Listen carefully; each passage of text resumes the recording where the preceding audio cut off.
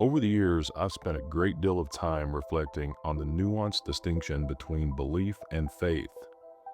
At first glance, they may seem interchangeable. Both involve accepting something is true.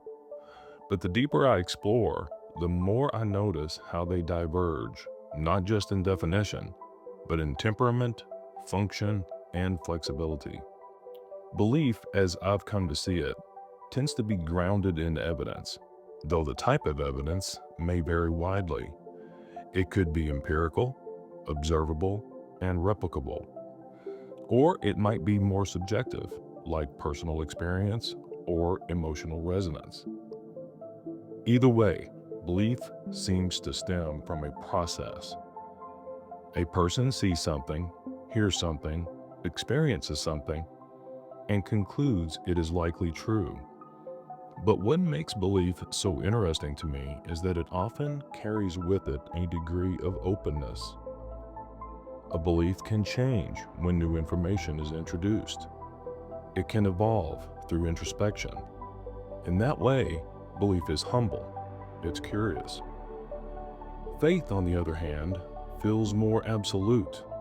It often means choosing to believe even when evidence is lacking, or in some cases, when the available evidence challenges it. Faith to me seems less about probability and more about trust, and not just any trust, a deep, emotionally anchored trust that often becomes interwoven with a person's identity, values, and worldview. When someone says they have faith, it's not usually up for debate. And in that sense, faith offers something that belief does not: a profound sense of security, stability, and conviction. But this brings up a question I've wrestled with. Does faith mean the absence of doubt? I don't think so. I think doubt still visits those with strong faith. It just doesn't stay long. People of faith often train themselves to respond to doubt with reminders, scripture, stories, or rituals that bring them back to trust. In this way, faith isn't passive, it's practiced. Still, I've noticed something else. When faith becomes too tightly wrapped around one's sense of self, it can start to act as a kind of psychological shield. It creates a bubble of safety. Any idea that contradicts or threatens that faith doesn't just feel like new information. It feels like danger, needles to the bubble.